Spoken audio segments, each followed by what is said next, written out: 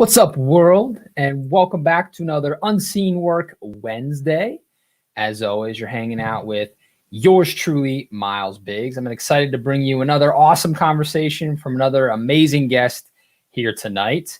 Want to remind you all where we are, because you are on one channel, but we're on three. We are live on LinkedIn, on Facebook, and on YouTube right now. So wherever you are watching, I'd love it if you dropped a little hello in the comments. Throw us your favorite emoji, tell me a horrible joke, ask a question or a relevant comment. All of that's fair game. We'd just love to hear from you and know that you're there. And if you do comment, you could be this little duck. I pull your comment into the screen and hang out, or here's me as an example. Hey, so let us know you're here. Let us know you're watching. And if you have questions for our guest, I'd love to have those too. We'll pull them into the screen and you guys can co-create this interview with me along the way. It'll be fun. And of course, shameless plug, check out my book. Check out my TED Talk, both called Unseen Work. That's what started this whole interview series. This idea that, and behind me, right? Shout out Typo Prince, Nick Man. Oop, kind of mirror myself. There you go. Nick Man. If you're watching, buddy, from Typo Prince, he did a whole collection on unseen work. So this is the idea, right? You got to do the unseen work so that when you are seen, you have something to show for it. And so all of our guests are seen for something. They've done some cool stuff. And we'll talk about that briefly so you know who they are and why they're here. But we're going to spend the bulk of our time breaking down that unseen work that got them there. So that's where the best conversations are had. And that's the conversation we're having. So our guest tonight is Shoshanna Raven. She is the host of the Living Brave podcast. She's a business coach. She went from $0 to over $500,000, assuming it's revenue. We'll ask her. If it's profit, good for her. Revenue in 12 months, which is also awesome. She refers to herself as a shame slayer. I love that alliteration on Instagram. And she's doing a lot of really freaking cool stuff. And we're going to talk all about it. So we're going to bring her into the stream. Give her a warm, unseen work welcome, everybody. Welcome. Good to see you. That was good. That was so good. Thank you. Thank you. I'm so excited to be here. Great. Yeah, we're excited to have you. Yeah, thank you for having me. So first, hard-hitting, but not really hard-hitting question. I'm going to hit you with something right off the bat that I've just been curious about. And I think I know the answer, but I want to get into why. Is Raven your real last name? No. I didn't think so. That's a really cool last name, Raven. So why Raven? You're putting yourself out there. You are your own brand in any right. How did Raven come to be? What's the unseen work of Raven as your sort of stage name? That's so good. So yeah, it's no part of my legal name. Actually, my middle name is Isaac, which is it's That's cool. My parents just had a ball. It's like Nicole and Kayla Danielle and then Shoshanna Isaaca, Cool. We're going to do it. Why not? And my name has had such a significance in my life, especially the name Shoshanna, growing up in a town that didn't have too much diversity, that I always felt kind of different. Like I was called Shauna and never Shosh. It was always Shauna. And I just wanted to be as normal as I could be. And, we spend so much of our lives trying to fit in, or at least I did. And so that was a big shift for me in really reclaiming my first name, my given name. That was my college essay. It was really something that's like near and dear to my heart. And then the Raven came from the name that my dad actually wanted to name me. So that was his first choice for my name. Awesome. And so it has a significance for me. It's not a legal name, but it's a name that I feel really reflects some of the shadow side of things. So Shoshanna means rose. So it means rose in Hebrew. Nice. So it's like the beauty and for me, like more of this gentle, soft, feminine side. And then the raven is really a symbol of the life and death and rebirth cycle and kind of the more the spiritual realm and this darker side. And I'm all about breaking shame and looking at kind of the depths of ourselves and the places that we might have not wanted to expose, and being able to do some of that deep work. So that's really where Raven came, and it was like a pen name from the beginning. That's how I started writing. I started writing with Shoshanna Raven. That's cool. I was going to wonder if you're a big Edgar Allan Poe fan, if that's where it came in, but that's a cooler story with your dad. I like that. So I gave the brief intro, really just what's easily found out there on your Instagram profile, right? But why don't you bring us up to speed of everything you're involved in right now? Give us your, elevator pitch, right? Who are you? What do you do? What are you seen for, as we say? And then we dive more into the stuff that nobody gets to see. Yeah, thank you. That was an amazing intro. And it's funny, whenever I work with women who have online businesses and use Instagram as a platform, I'm like, hey, a great way to waste your time is try to fit all that you are in an Instagram bio. It's not going to happen. It's hard. Yeah. Right. And it's like changing it every week. And, let's just have a conversation. So business coach is such a broad term. But really, Living Brave, the bigger umbrella, which is the podcast, the coaching offers, the retreats, was born in October 2019. So that's when I launched my podcast. I had no intention to have a business to monetize Living Brave. I just knew that I wanted to share my truth and my story and my message with the world and interview some awesome people. And I know a lot of people can resonate with this kind of uneasiness and restlessness that comes with wanting a deeper sense of fulfillment and purpose. So I had found that freedom and flexibility with freelance work and with freelance writing. And I was really enjoying teaching yoga, but it felt pretty stagnant. It felt like there's a story that wants to be told. There's a mission that wants to be moved through me.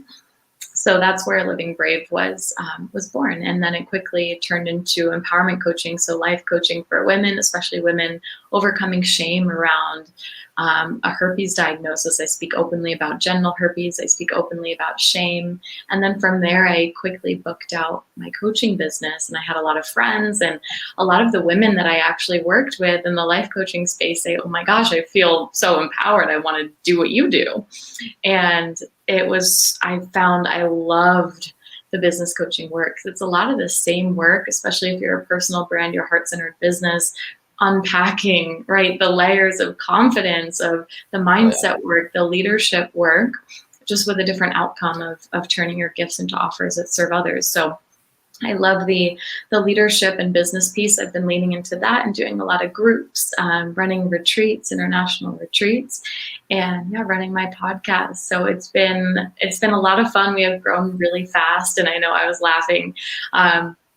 It's the revenue growth I had a $0 launch. We can talk about that back in February of last year, and kind of that moment where it could have been the end, right? Right. And then, we've celebrated, 6-figure months for the past 2 months, which has been just incredible.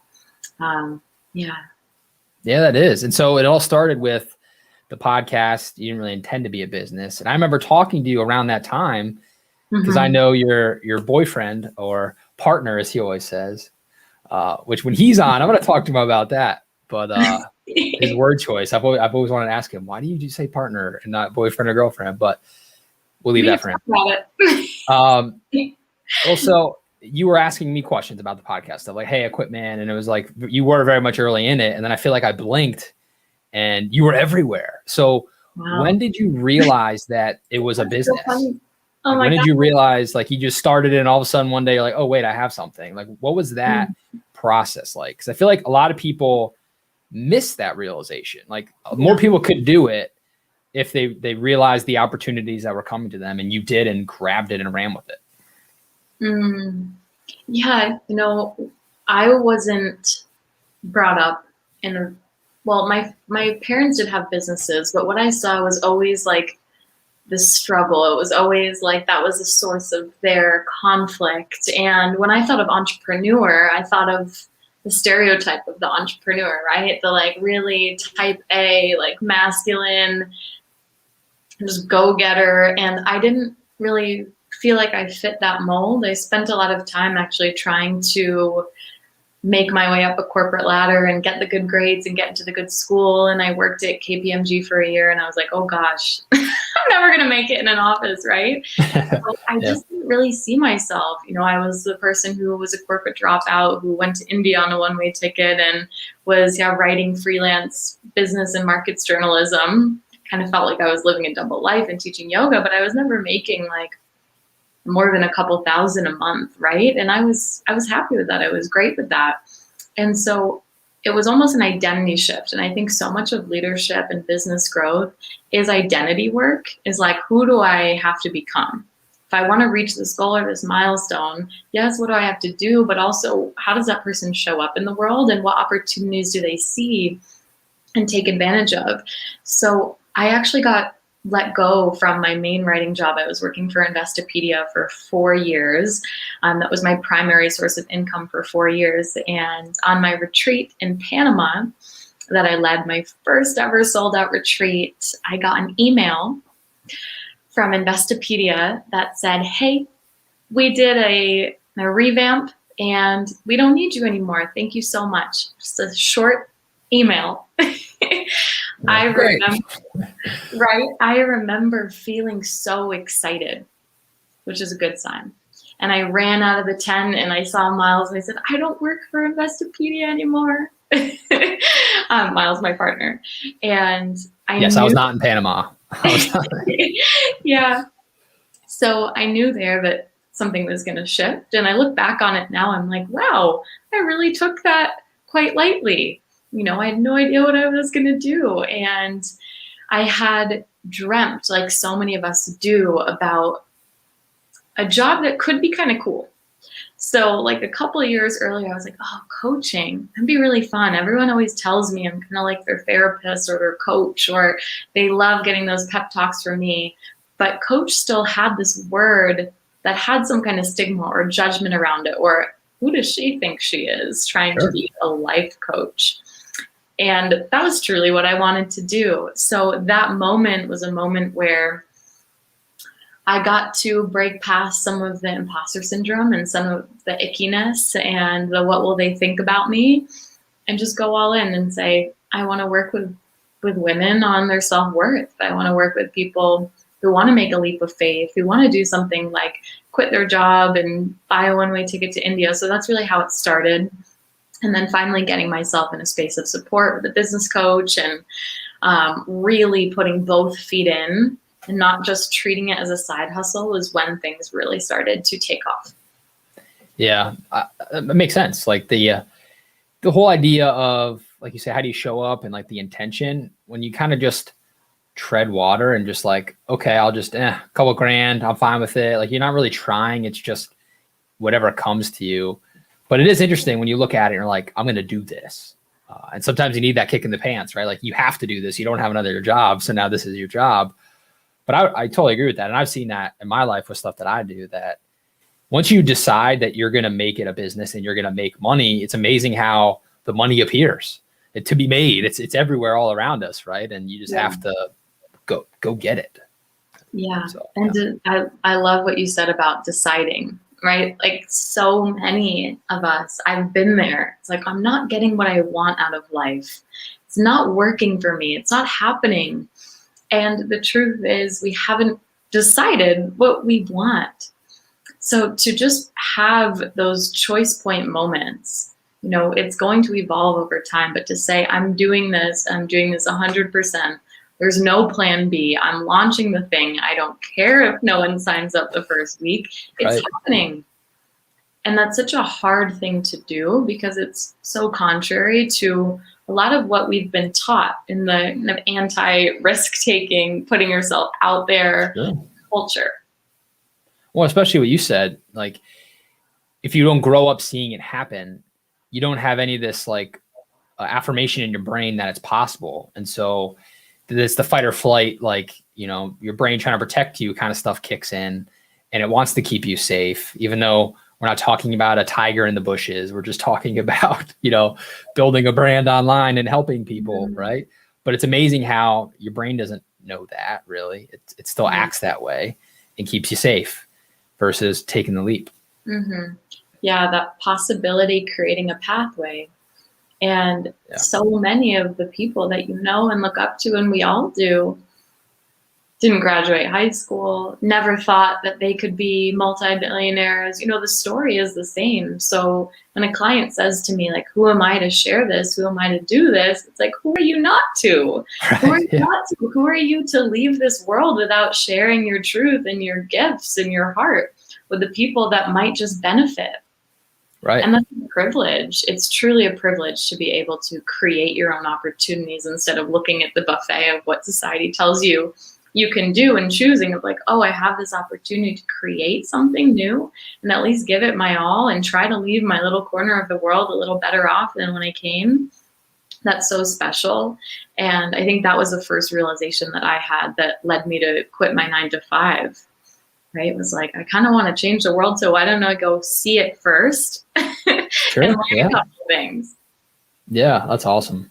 And you did see it, right? You teased us a little bit. The retreat in Panama, teaching yoga, you and your partner, Miles, the other Miles, Miles with an I, and not Miles with a Y. You guys did travel the world. I think you made it back into the States right before, like right as COVID was happening. You kind of just snuck in by the skin of your teeth. Talk about that. Like how I'm sure that informs what you're doing today. Like that's an unseen trip to many people, but how you show up today, I'm sure is shaped by some of those experiences. What was the, like, why'd you go? What did you do? Like, what's the effect been? Oh my gosh, I'm getting starry-eyed thinking about it. I never traveled growing up. You know, we took road trips to Florida, 20 hours from Connecticut, and that was that, and that was fun. But the first time that I left the country was in college, and I went to Israel, and I just remember being in the markets and wandering the markets and just being in a different culture, and I loved it. And I extended my trip a couple weeks and got to meet amazing people, and I just got the travel bug immediately. And then I did an internship in the Azores Islands. That's cool. It was a school internship where the past round of students forgot to tell the island that we were going to be there. So we got there and there were no internships, and we ended up just island hopping, and it was crazy. But so these experiences really showed me that I love to travel. I love to meet people, and this resistance I had to change my entire life. I hated my freshman year of college. I hated change. I hated this idea that I didn't have a place and I didn't have my thing, and then became kind of addicted to like, let's move, let's go, let's meet new people. So traveling, when I quit my job in New York and I went to India, was the best thing that I ever did for myself. And what it taught me, and the reason that I had the confidence to do it, is seeing other people live their truth. And I was actually really inspired by a book called David Gell's. I don't know what the book is called, but I have to find it.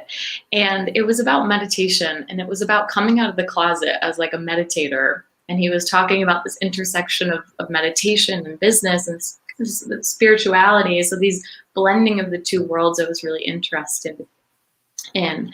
And I became obsessed with Airbnb and the sharing economy. That was my dream company. I love the story. I love the social entrepreneurship theme and mindset. And so I decided to be a digital nomad. And it was such a risk that I took on myself. I remember I created a spreadsheet for my mom. She's very nervous on how much it was going to cost and why it was more cost efficient for me to go to India and get my teacher training than stay in New York and get my teacher training. And I wrote a 4-page paper and handed it out to everyone in my family and told them I quit my job and I was going to India, and I just had this little freelance gig. And that trip, looking up multiple times at the sky and, you know, a crowded city in India, or a beach with no one for miles, or ancient ruins with water buffalo and boulders on this beautiful subcontinent that everyone told me, why the heck would you want to go to India alone? Be careful. And just laughing and thanking myself for not listening to all of the cautious friends Sure. and family members, right? And just realizing that this dream, this crazy dream, I could be a freelance writer. I had no writing experience, no journalism experience. I found the job on Google and sitting over like Lake Atitlan in Guatemala and just writing a couple articles a day and walking up to the yoga forest. It was just saying, oh my gosh, you really do create your own reality. You really do. Possibility does create a pathway. And I think that was the unseen work of like that, right? The story of the alchemist of leap and the universe will roll out the red carpet. And then of course it will challenge you along the way. But once you leap before certainty, there are just synchronistic things that happen to you that make you just believe and trust in the journey. Yeah. And that confidence you found in yourself, right? You're thanking yourself. You're so happy. I'm sure that doesn't go away. And so when now you're the business coach and you are leading and all these things you've been talking about that you're doing now, I'm sure that confidence that you gained from taking that leap and what you learned about yourself and what you learned is possible, the day-to-day stuff, it's a different type of challenge, I imagine, than traveling across the world. But it's like, if you can do that, you can do anything. And I'm sure you probably have that mental game with yourself where you kind of have to check yourself and say, I can do this. But other people pick up on that confidence then. I'm sure that's why people then kind of gravitate towards you, because they can sense that and then they want that and then they work with you to try to get it. Yeah. And that's the feminine leadership side of business too. And this idea of like the word magnetism is thrown around a lot. And it's like, yes, there are strategies and using traditional marketing and sales and learning the business foundations. And then this element of mentorship and coaching really being this energetic experience as well. Like when you get yourself in spaces with people who are confident and dreaming big and believe in you and who have big ambitious goals, you just naturally calibrate to that energy. So much of the work, and I tell people I've never used a paid ad, and a lot of people just find me and they're like, I want to work with you, is because of that desire to be in proximity to people who are doing brave things. And this is why I always tell people, like, find the edge of your voice, find the thing that stretches you. And that is your key to calling in the people who are just your soulmate clients, the community that loves you for you, a business that you can really allow yourself to be expressed through, is just to be brave. And yeah, it's been a beautiful journey. So would you say like your dancing is you being brave? Yes, absolutely. So I'm sharing my screen now, everybody. Here is her Instagram, right? And she didn't know I was going to do this, so sorry. But so your reels, right? I feel like here's one, right? Just the other day. I feel like every time I open my phone, it's you just dancing, like crushing it. There's great messages coming across. And I'm thinking to myself, I don't know if I could do this and keep a straight face myself. But I also don't think I have the confidence where it would come off as authentic as it does with you. But people watching this, right? It's like you watch this and think either one of two things, right? I absolutely want to work with this person, or she's nuts, but I still like her, right? Like I like her vibe. You just look so happy. Maybe. So do you get that kind of reaction? Do people say, I saw your videos and like, oh my God, or like talk about that magnetism and people just like think of you as their soulmate, like you said, a soulmate community? And I'll stop this. You don't have to watch yourself dance over and over while you talk. I watch my reels like 100 times after I make them. I'm like, I love that one. I just love that you brought that up. Yeah, I will say I cannot believe that part of my job is to dance on reels. Like my neighbors are watching and I'm like, yes, I am dancing to a Beyonce song. But like, I promise, this is my job. I think that is self-expression. It's like, hey, it's easy to dance in your room alone. It's easy to sing alone. It's easy to write a poem and never share it with anyone. It's easy to create a program. It's easy to say you have this amazing idea, but to actually be seen in it, to sing in public, to share your work with the world, to launch your offer, to share your story, to dance on live, this is where you are in relationship with people, where your work, is, I'm reading The Practice by Seth Godin, which I love, where he's speaking to this transition from, art and creating for the sake of creating, which is noble and it's wonderful, and then a profession. And then this practice that you get to be in relationship with people, you get to create experiences that wouldn't have otherwise existed.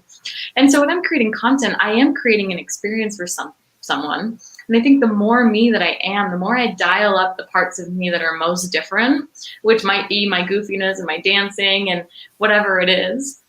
That's my brand. I am amplifying who I am. So the people who resonate with that are going to see me more quickly. They're going to say, oh, wow, I've never seen that before. And again, be magnetized to it. And just like you said, there are going to be people who, you said it in a nice way, who are like, oh, that's not for me, but she's still great. No, there are definitely people who are like, who does this woman think that she is? Right? Sure. And those triggers, which I experience myself as well, I believe are pathways to your growth. So many of the women that I've worked with, I'm like, oh, I'm feeling triggered. There's something for me here. Like, there's clearly something for me in this experience, whether I end up collaborating with them or working with them. And it just is revealing an aspect, I believe, of yourself where you're giving away your power, where you might be in jealousy. It might be a part of you that you haven't fully expressed. It might remind you of someone else, like someone's success, or, that's them expressing themselves or sharing wins. It always brings up insecurities, doubts, fears, societal conditioning. And so I love this topic. If only people could be that self-aware to recognize it, right? That I'm being triggered. What is it about me that is doing this versus going after the other person, right? Oh, yeah. I always do that. I told Miles the other day, like, tell me when I'm doing this, because I was doing it for like a week. And then I finally realized, it was like, oh, it's not her, right? I'm just projecting because I'm in a weird space. She's awesome. She's like doing really cool work. And I might not agree with all of it. But who am I to spend time and energy on judging someone else? It truly is that radical personal ownership.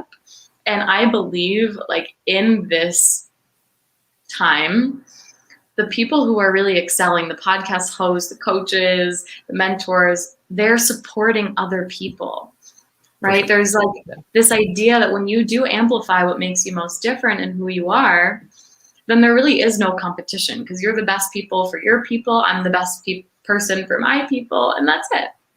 Well, and there's so many people, right? Like, there's billions of people on the planet. And when you look at the stats, I forget the most recent one, but of people that are actually creating content and putting stuff out there versus people just consuming it, it's like infinitesimal, the people that are doing what you're doing. But it just seems like you're following your stuff, so you see everybody doing what you're doing, right? Because you're zoned in, and so it may feel like everyone's doing it, but really it's just like a dozen people are doing it, right? And so definitely abundance mindset, right? There's nothing scarce about people to work with, opportunity, money, all of these things.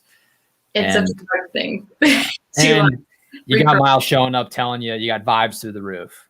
Thanks, Miles. And then he says he wants to see me dance daily, so we'll see. Yeah. Maybe I'll just send you, I was going to say, I'll send you private dances. That sounded really bad. I will not send you private dances, Miles. Oh, I think we need a reel from you, a dancing reel. Yeah, I'll do like, what I should do is perfectly recreate one of yours. Like, copy all the text and everything, and then like do it and just like do a Shoshanna Raven like fan reel. I'll just recreate it. That would be really funny. I got to work on my dance moves. Oh, it's great. Yeah. So you brought up something here I wanted to talk to you about, because this $0 to $500,000 revenue is massive, and that can attract haters in its own right. But now you're owning it and you're putting it out there, and you're saying, in a way, hey, look at me, I did this, and I can help you to do it too. And that can trigger some people that who does she think she is? Or she thinks she's better than me, right? So the question, right, skyrocketed quickly, any haters. And I'm curious then how you deal with them, because I'll just tell you a personal anecdote and then you can go. But I had recently somebody I've been friends with for like 10 years tell me never to talk to them again over like silly things like the interview stuff we're doing right now and the book I wrote and like I'm still in that art phase. Like talk about Seth Godin. Like I make a little bit of money off the side hustle stuff. I'm nowhere near $500,000 and I'm getting it. So I imagine you have had your fair share. I love that you bring this up. We could talk about this for the rest of the episode. Let's go. I'm listening. And it piggybacks off of this past conversation of getting triggered and radical self-ownership and really seeing the ways in which we form a false sense of connection with others through talking badly about others, through tearing other people down. And it takes an unlearning, right? And so, yes, absolutely. I will say that the shift happened, the big turnover in my community, thousands of people unfollowing and thousands of new people joining and client turnover and some hard situations in that arena started to happen when I shifted from talking about herpes and shame and my struggles in overcoming shame and self-empowerment, right, to celebrating myself, to talking about money shame, to talking about women becoming wealthy, talking about growing a business and breaking the rules and doing it a different way. And what I clearly see here is a distinction of relating to people through a shared struggle. And this is very important, like being vulnerable online, saying, I'm going through a really hard time. I too went through divorce. I too struggled with self-doubt. I too struggled with shame around this. And look, I've overcome it and I can help you overcome it. And so that is less triggering to people. I'm sure there were people, boys from college and things like that who talked about how I was talking about genital herpes online. Of course, I don't care. But when I started celebrating the wins and celebrating wins without having to justify it with, but I used to really suck, but I used to, Sure. Be crying on the floor and wanting purpose. And remember that one time where I thought my life was over and just celebrated the wins and started talking about like money shame and taboos. That's when people did start to reach out, and I've had old friends who have totally, blocked me and deleted me. And I've had clients who no longer resonate with my work and who decided to tell me on the last day of our work together and who said mean things and who asked for refunds when, it was out of alignment and all kinds of stuff. And every mentor that I've worked with who, there are women in this industry who are making like $1 million a week. It's crazy. Those women talk about the same thing. Like, yeah, I've had people be mean to me. I've had people do credit disputes. I've had people say horrible things about me, tell me that my work is the opposite of what it really is. And guess what? I'm still here. And so what I'd say is those moments have anchored me in who I am completely and have anchored me in what I'm here to do and say, and have actually anchored me in my leadership. So I believe that leadership is when you don't just do more of the same because it worked, but you actually allow yourself to grow and change. So I no longer wanted to just talk about shame and herpes. I wanted to talk about what I was excited about, which is like the money leadership and about creating a life by design and about quantum leaping and breaking the rules. And you have to kind of upset people. You have to be okay with your community changing and evolving and growing. And the worst thing happens, just like when I got diagnosed with genital herpes, the worst thing happens.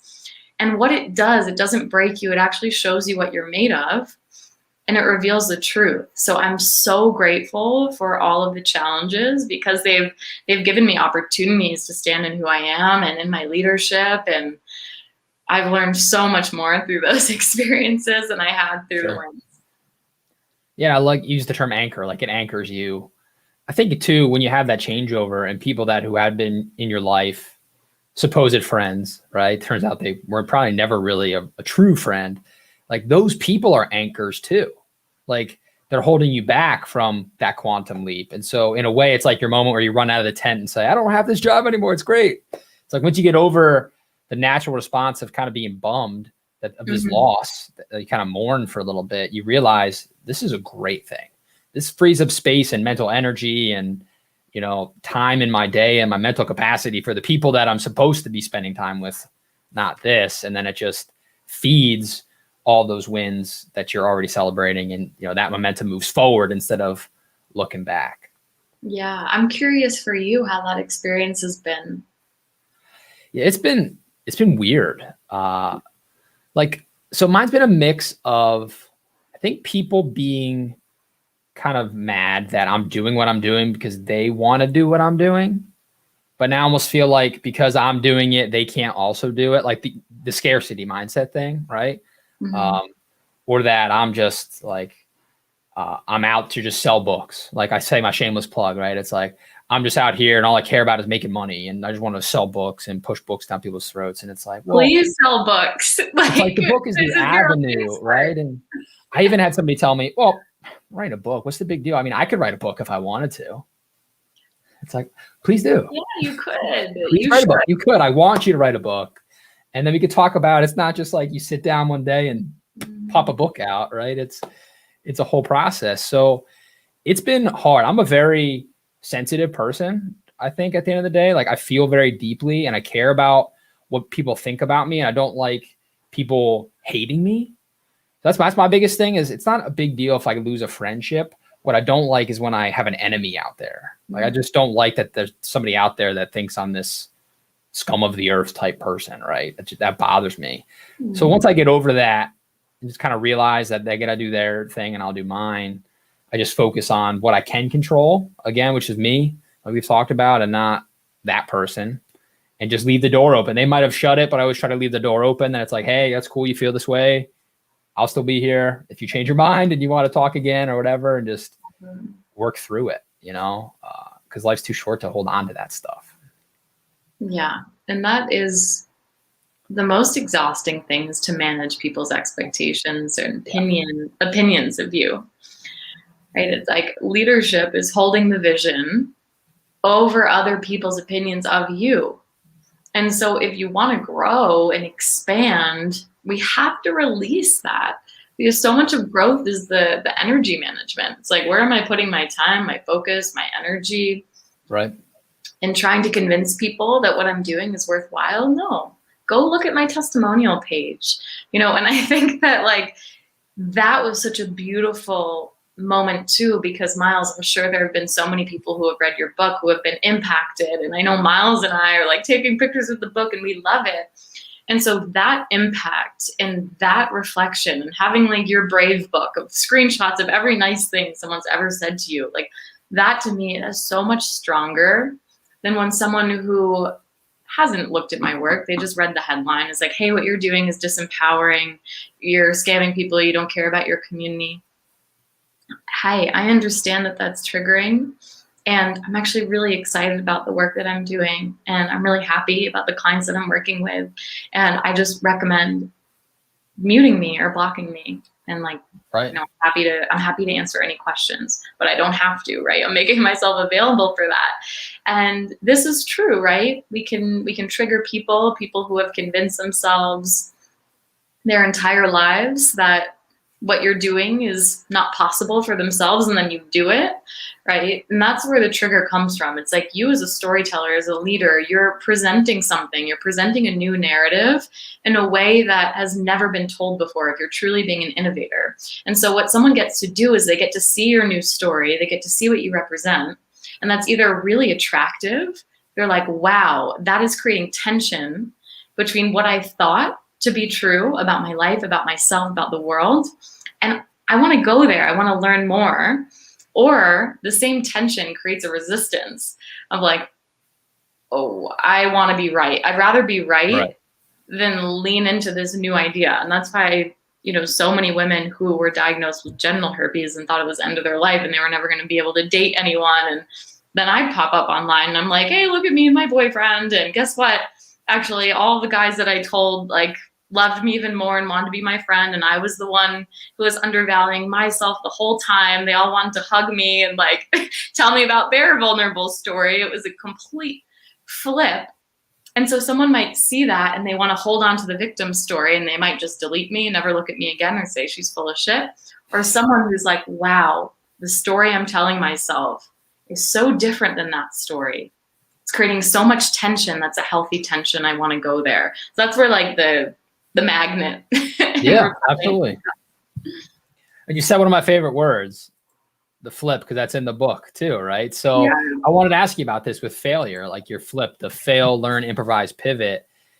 The whole topic around herpes, would you say that's your biggest flip, where you consider that a failure and then you had to learn how to improvise and move forward? Or is there a flip relative to what you're doing with coaching or the podcast and being the businesswoman you are, that you had to fail at something to then make it work for you?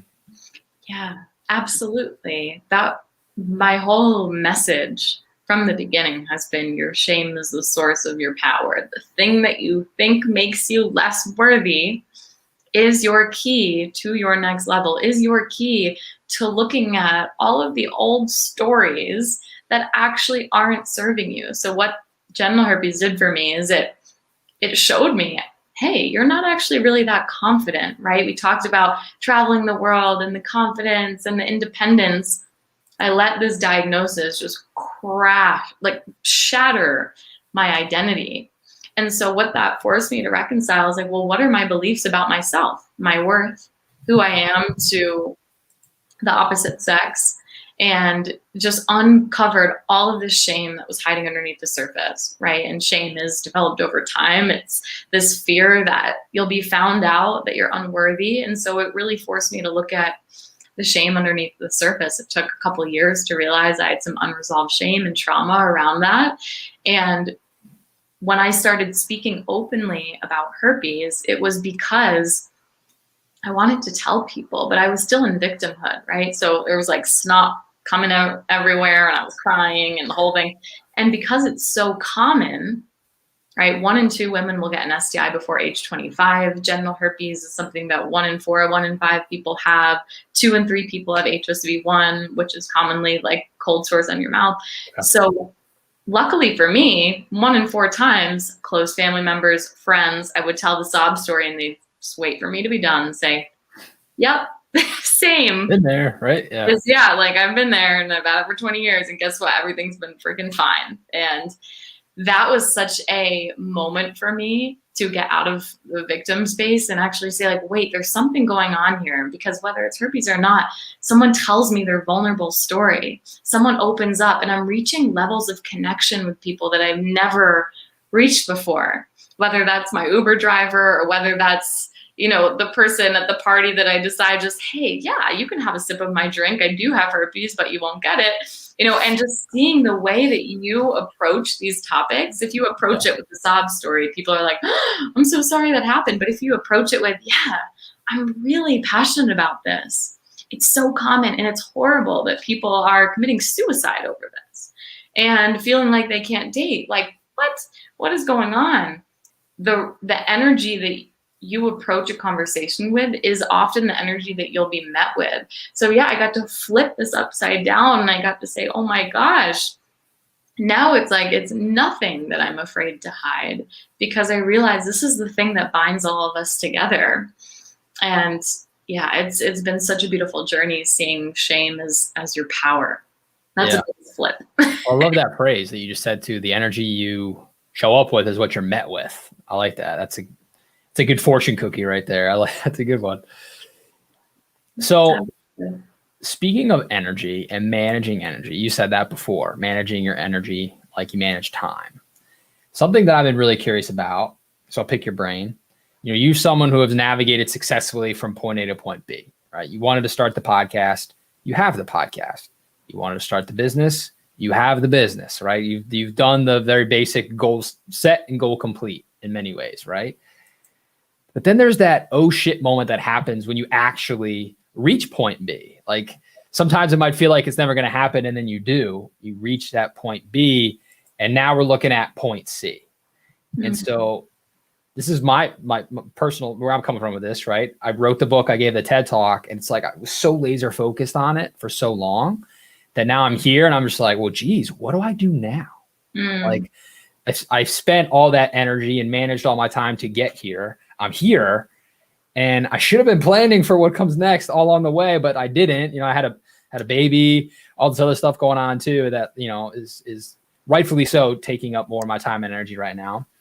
But as I'm mulling over what my point C is, I love asking this question of people who are kind of living it in their own way. So how do you do it? How do you navigate that oh shit moment of I did it, now what? Yeah.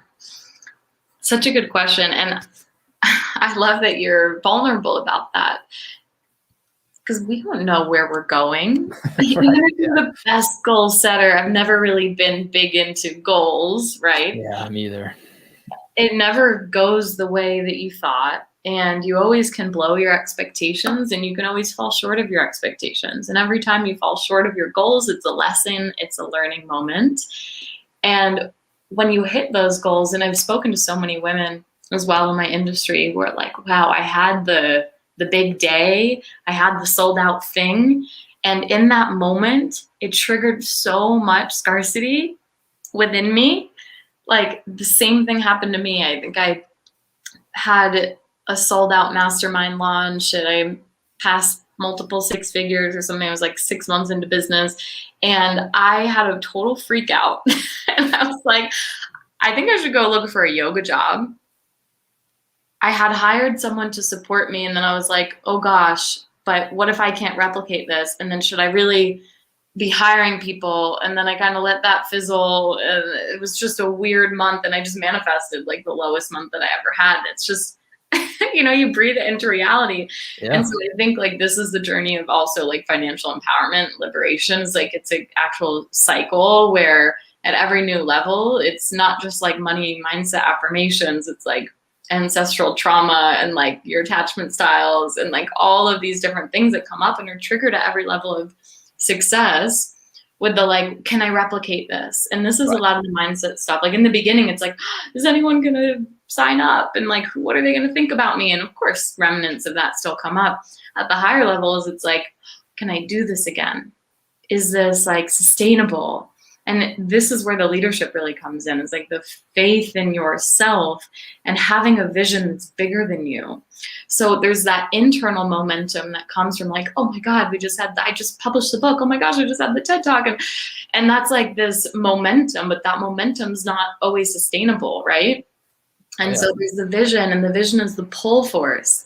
The vision is like I'm being pulled into this next evolution. So constantly checking back in with your vision and then allowing yourself to rest and enjoy. I think I get addicted, even though it's contrary to what I teach, right? We're always implementing what we're teaching. Like I'm addicted to doing stuff. I'm addicted to growth by external metrics. And I have to reconcile that with myself, because it's not an embodiment of what I'm teaching. And my work is most powerful when I'm embodying what I'm teaching.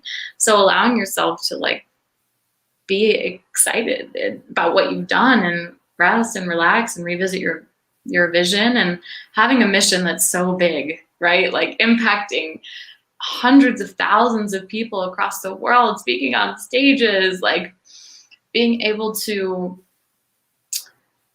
be supported by that. It's never ending. Yeah. Somebody said that similarly, that they viewed their point C not really as another thing to do. Like for them, it just go back to point A. Like there's a new point A. So point C is that moment, kind of what you said, where it's like you see what's next. It's that moment of rest and reflection and planning to then go back to A and then go to B again. And then you hang out in C or D or E, however long, I guess, right? And then you start over, which I hadn't thought of. And I guess that's a great way to think about it. It's not always linear, right? Like I say in my book, right? It's not always a straight line. Sometimes it's not like A, B, C, D, E, F, right? It's you have to go back to go forward again. Yeah, and I was going to say that like right before you said it, where when I think about the path to growth and like what's next, I don't think about it as a linear thing, because like anything could happen, right? So it's like this expansion. It's like it could go anywhere. I don't know. There's so many different directions it could go. So I like short-term goals and like the short-term vision, really asking yourself like, okay, what am I available for in the next 3 months? Like, what do I want to create? and creating that space, and then knowing that no, you're always open, taking the blinders off, always open to like these opportunities that you never thought of, or that, you know, you might just blow past your goal. Right. Yeah. And I think you do what I do, right? You're addicted to doing stuff. So for me, when I don't know what to do, I just do something. And so like this right now, what we're doing is my something. And I was like, geez, what do I do? I don't know. What do I know how to do? Talk to people. Okay, let's do that. And I'll meet somebody and we'll have a conversation, and like that'll spark what the next thing's supposed to be. Right. And so it's just sort of like the active rest for me, where it's like I have to be doing something and then I'll figure out what to do next while I'm doing this other thing. And it's just this crazy mess, non-linear mess of stuff I got going on. But I appreciate your perspective on that. I think you made really good points. I want to hear one more story before we wrap up from you. I was curious about this, and I'll again give you an example of me because it's kind of a silly one. And so the question is like the oddest experience from your past that you feel like you draw upon today. This idea of kind of like passive unseen work, like non-related things add together. So my kind of funny thing is when I was 18, 19, I sang the national anthem at a minor league baseball game in front of 10,000 people in my Boy Scout uniform, just to top it off, like total goober mode, Boy Scout uniform. I had like Justin Bieber flipped to the side hair at the time. It was great. I don't know if there are pictures anywhere. I have to find a picture of this, but it was the first time that I was like, I'm just going to go for it. Like I'd sang in choir. I sang in a rock band with my buddies in high school, but I hadn't done like a true like solo thing. And then of course me just like, sure, I'll do this. And now I'm on a Jumbotron in a baseball stadium with a camera on my face in my Boy Scout uniform singing. But it kind of goes back to what we talked about with the confidence thing. Like that showed me that I can take a risk. I can prepare for it, put myself out there and do it. And so if I can do that, I can do other things. So in a weird way, I think about that sometimes when I'm nervous to talk on stage, like the TED Talk. I was really nervous and I kept thinking to myself, this isn't 10,000 people and you get to wear normal clothes. You're not in your Boy Scout uniform. Like you'll be fine. You got this. And so I draw upon that. And so I'm curious if you've got an odd or silly story that you kind of pull back from the memory bank as your unseen work as you move forward. Yeah, I love that story. Thank you for sharing it. Yeah. When I think I want to tell a silly story, but what a story that comes to mind that might be odd or out there for some that I just wrote about recently is when I was in India in 2016. So I was backpacking for a few months and I loved it. I fell in love, like I told you. Yeah. And I went to go meet a friend in Bali. And when I was in Bali with her, we were traveling and I just wasn't jiving with it. We were there at a crowded bar in Seminyak and it's very touristy and it's amazing, right? I've been to Bali since, but there was just something within me. It's like, I don't belong here. And I looked around, this is my college girlfriend, right? It's like, I am not drinking. And I don't know for how much longer, but it was just, I can't, and I don't want to. And so we had a couple of weeks together and traveling. And after she left, the morning she left, I received a text message, a FaceTime from my long-term boyfriend at the time that we were breaking up and I was never coming back and I had no plans of coming back. And he was just so stressed about everyone asking when I was coming back. And so I was navigating heartbreak and I met these two amazing friends who were, you know, in the pool, in the hostel, and we drove our motorbikes around and it was a lot of fun. We had that relief of sisterhood. And then I went solo again in this little yoga studio in Gili Air. And a couple days later, the two girls come and they surprise me, which was so beautiful. So we spend the night just staying up, telling stories. And I remember so clearly, we were talking about our next plan, right? Where are we going next? And I said, I know it's crazy. I just left New York to go travel the world and I want to see all these places. I was just in India for 4 months, but I need to go back. I want to go back. And I think there's this yoga festival, but it's in the summer.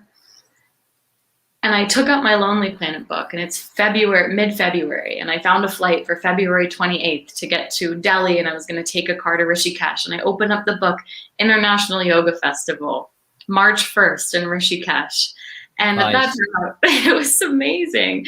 At that time, I was making, $500 a month as a freelance writer. I spent all of my monthly income on my ticket to the yoga festival. I got there. It was amazing. Hundreds of people from around the world and all of these big yoga teachers. And I was already having these rumblings within myself of wanting to know more of who I was, of being interested in spirituality and being interested in yoga and meditation. And I stumbled in one day to a satsang. It's like a Q&A with kind of a guru or a baba. And he just talks about, really philosophy and life and spirituality. And just blew my mind. All of the questions that I had been asking myself, this man was, I was like, in the taking it all in. Yeah, and for 3 weeks, I went to satsang with him every day, and I walked back around the river Ganges and wrote in my journal every day for 3 weeks. And I finally left, and on the day that I left, it was a 14-hour bus ride to Dharamshala, the home of the Dalai Lama and the Tibetan monks. And I didn't bring a book. I forgot a book. So I opened my journal, and I opened a journal entry to about 6 months prior. And the first couple lines I read just gave me full body chills. It were exactly what I was learning in satsang with Muji and all of the truths. I was like, oh, this man is amazing. Oh, this is the truth. I had already known within myself. So it just shocked me. I remember closing the book and just sitting there and realizing that I always knew that I had known the truth the whole time. And so I really think about it as like that piece of me, the truth within myself, was just guiding me in the direction and to the places and to the people where it would just be reflected back so that I could finally trust all of the rumblings within myself about who I was and my place in the world. And so that was a moment where I learned that there are people, there are places, there are experiences that will teach you things, but they're never teaching you something that isn't already alive within you. And I truly believe the best teachers and mentors and the experiences that you have, they're not giving you anything outside of yourself. It's just that little thing you need to unlock the truth within you. And so it's extremely empowering to know that everything is within yourself. And that doesn't mean that we can do it alone, that we get to do it alone, but that ultimately you have the answers. That's awesome. That is a really cool story. It goes back to, it's evident in this conversation, right? You kind of draw on that with what you've talked about with identity and leadership and, kind of sounds like somebody could go back to that moment. You're like, oh, wait, I got this. I already know this. I have to own it now and trust myself, which is the hardest thing to do, right? Because we're all wired to second guess it. But what I like about that too, as I said in the book, I really feel like so much of the unseen work is what happens between your ears. Right. So it's like that mental game we play with ourselves, and it's the worst game. I feel like I always lose that game. Right. You gotta get it out of your head, writing it down or speaking it. And that's how you win that game, in my opinion. That's great. That's a great story. So I'm going to wrap this up here. It's been about an hour. I appreciate you giving me your time and sharing your stories. This has been awesome. So I've got your stuff up here. Everybody watching, follow Shoshanna Raven. It's at Shoshanna_Raven on Instagram and ShoshannaRaven.com. So tell us about what's waiting for all the good folks when they go to your website. What can they find over there? Thank you. On my website, you can find pretty much all of my offers, which is a lot of fun, my retreats and my programs. And you can also find some free resources. I have some free masterclasses and things like that. And my podcast is on there, my Facebook community.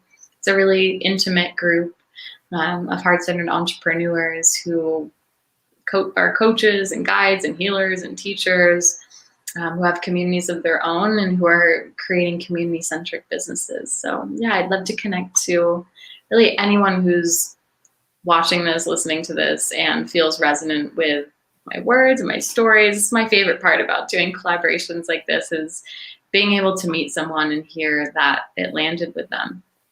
Yeah, absolutely. That is cool, right? When you get the message after, like, hey, I heard you here and this stuck out to me, and you're like, it's worth it. All this time, somebody's out there. Yeah. Yeah, it truly does mean the world. You can meet so many incredible people online, and I will never really outsource that. I'm like, I read all of my DMs, and I love connecting with people. Yeah, that's awesome. Yeah. Great. Well, again, thank you. Thank you to everybody watching. This will be it for this week, but tune in next Wednesday. We'll be back again, 8:45 p.m. Eastern with Jana Scott, another awesome person with an awesome story. So thanks, and we'll see you next time. Thank you.